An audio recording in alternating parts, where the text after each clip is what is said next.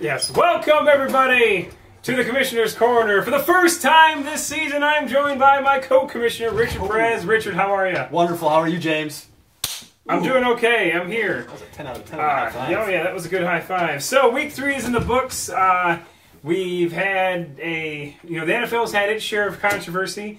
The MUSL League now is in the midst of their own share of controversy. What are we talking about? No. Well, you don't know? No. You don't read the website? I do. You don't read the periodicals? You don't follow us on Twitter? Dude, anyway, like we'll find out. We'll get the investigation going. There are some suspicious behavior going on. We got people looking out. We'll show you here as we get it going. Private eyes, they're watching you. They see your every move. Private eyes, they're watching you. Private eyes, they're watching you, watching you, watching you, watching you.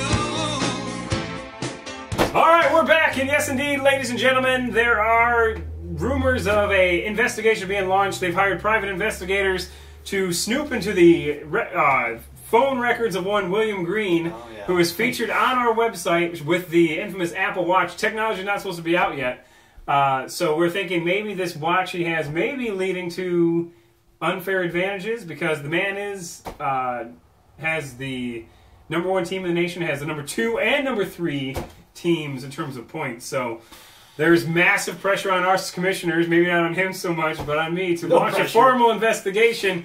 And to that we say, go to hell. Anyway, so 3 weeks in the books, all of the out-of-conference/division games have been played. Any particular division stick out for you there, Richard? Dude, there's one division that had like 8 people ranked in your top 20, I think, or 7 people. It was Do you know what division that is? It's one of the villains divisions. One of the villains divisions, yes indeed. And sure enough, if you remember correctly, when on Selection Saturday, filmed on a Sunday, I think it's Selection Sunday filmed on a Saturday actually, came out with your brother, we predicted that the Darth Vader division would be the toughest division in the league. And sure enough, it looks like they may be. So, to that point, let's take a closer look at a little retrospective, if we will, of who did what during the out-of-conference play. So here we go. First of all, in the Heroes Conference, the Han Solo division, which my team is part of. Hey, what's up? Hey. They went 18-12. So that is first out of those divisions in that conference. Myself, I don't even know who else is in there. I don't have my information. But hey, good job to me and whoever's there. Way to win games that probably aren't going to help you. Well, it's better to win them than lose them, though, my friend. What? What is that noise? It's a defective chair, man. Good Lord. Well, it could be the quit having sex with the table, we'll be okay. Okay, second best team in this division, or in this conference, is going to be the Indiana Jones division, who went 16-14. The John McClane division went 15-15. And last, and certainly least, the Batman division. What division are you in, by the way? I'm in the Vader division. Okay, yeah, you are in the Vader division. Batman division went 11-19. Terrible, terrible showing. But not the worst, okay? Because that title belongs to someone who was in the Villains Conference. As we mentioned, the Vader division went 21-9, so that makes them the best division in the league, without question. A full 3 games better than the Han Solo division. Behind them would be the Hannibal Lecter division, who went 15-14-1. The Norman Bates division, which went 14-15-1, so not a lot of separation there. And last, and definitely least, for real this time, the aptly named... The Joker division? The Joker division! Do you know why I have these scars? I do know why, because you make a terrible lineup and someone probably cut you because you lost a lot of money. Maybe? Sure. I don't know. I don't know why you have that thing you call a mustache and beard there. It's very Mexican. That's kind of scary. Not that I can speak, but anyway... So yeah, the Vader division have the Donkey Punchers, the Tallywhackers, Now You See Me, Now You Don't, Dar's Dandies, all undefeated. They also have Squadrels, which is the #1 scoring team in the nation, and old Slick Rick over here, his team is also in that division. What is your record? 2-1 now. 2-1, okay. I'm the previous winner though, so you gotta look out. That is true. 2-1. I myself am 2-1, thanks to Martellus Bennett's inability to catch 3 touchdowns on Monday Night Football. Whatever. So, yeah, not a lot of shocking news there other than the Joker division sucking. So, moving right on to the Week 3 winners and losers. Okay. Not a lot of winners and losers this week. Number one, because all winners pale in comparison to the aforementioned Bill Green, who is just on fire right now, which is causing pressure on us to do an investigation. He's got the number one team in the nation and the number 13 team in the division, but he's also got the number 2 and 3 teams in terms of points. What do you think about that? How is this possible? All those bites in that Apple Watch. All those bites in that Apple Watch. All right. And then the other winner, I feel like giving him a shout out because he doesn't feel he gets enough shout out and he cries every time I talk to him on the phone. Why don't you ever talk about me? It's true. It's exactly what happens. Squadrels, who is number 1 in points, yet number 12 in the nation because... Give it time. He'll fall back down to earth.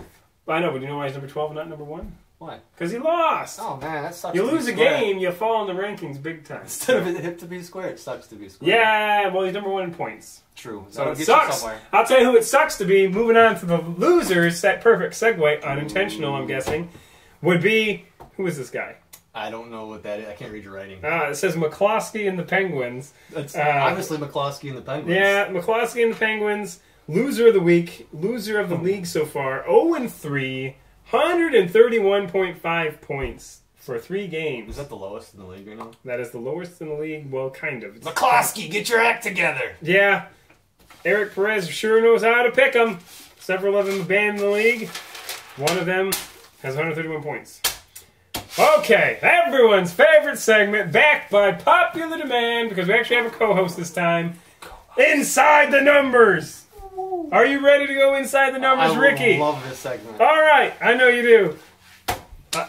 First number is going to be the number... Right. 1. Ooh, okay. That is the number of point differential for Apache Chief. Incorrect. Oh. It's actually the number of ridiculously unneeded hat turns. Right. What the hell are you doing? Do you have to turn your head around? It's my thinking cap, man. It helps me Okay, think. all right, okay. That was not a real inside the number. I just was kind of taken aback by what you were doing there. Oh. So the real first number is number 29. Oh, man, 29. I don't know. I have to guess something. You have to guess something. Something. We're trying to keep these limited. Oh, God, doors are rattling. Gotta make it quick. Oh, shoot. I'm on the clock. I suck. 29. The amount of air in my tires. Are you constipated right now? And actually, the number of teams who started Nick Foles throughout the first 3 weeks. He is the number 1 started quarterback through 3 weeks into the season. Maybe that's because people realize these games aren't that important and they don't care who they start. So, 29, Nick Foles. Next number is 0.5. 0.5. The amount of points awarded for reception. That is accurate. And probably the right number, by the way. Different discussion. You were right the first time, though. Number of points Apache Chief lost by this week after narrowly defeating his teams in the first 2 weeks by 1 point and half of a point, respectively. You talking about some close games. It doesn't get much closer than that. That is where the one. I was right on the first one. The one. No, one was the one you made up? That was he right. lost by 0.5 points. Yeah, but then he won by 1 point and a half That was a point. 2 weeks ago. Oh, goodness. But We're a gonna total see- point differential. Hey, get your won. head spun back around and we'll be all right. All right. All right. The next number is 125 and a half.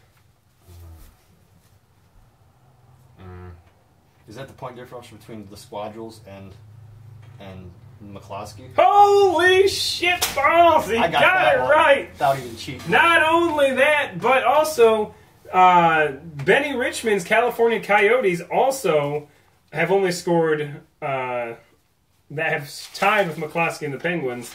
But McCloskey and the Penguins. yeah, but you're not called out for a loser because you've been with the league for so long. You get respect.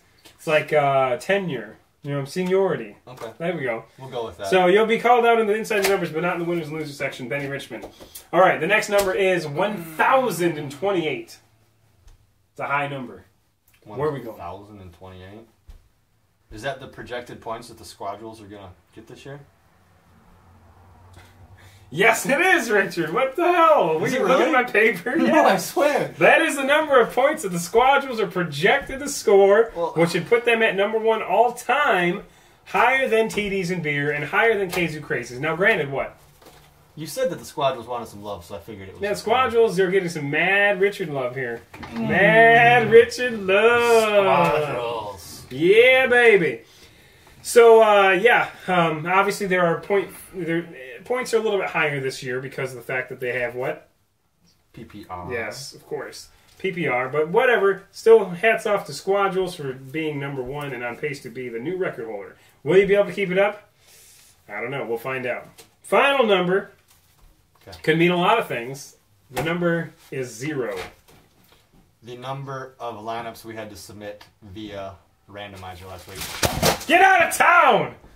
You've been watching my paper the entire time. I'm the champ, dude. You don't win anything for this. I've been practicing for this the last 4 weeks. I came ready. No kidding. Jesus. Yes, that is correct. The number of people we had to submit with a randomizer this week, I believe it is the first time ever, maybe, that we did not have to randomize it. Now, if you notice, the Broskis, they had 0 points against them up until like 7:30. But as I mentioned on the message board, I was gone all day until about 7:30. And that lineup by... the Broskis. No, it was Sales. Sales texted me his lineup at like 12:30 or so. So it was legit, okay? Now, final segment here. Well, first of all, what do you got to say, man? You haven't said hardly anything. You're here, and you're getting all my answers right. You got anything special to say? I'm going to Flavor Fruit Farm Saturday. Flavor Fruit Farms!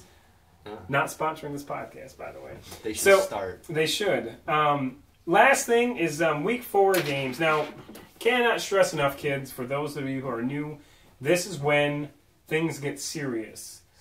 Yeah, very serious. Because from now on, they're all division games. So if you've been random kids biking down the street, if you've been kind of lenient on your lineups, it's time to get a little hardcore.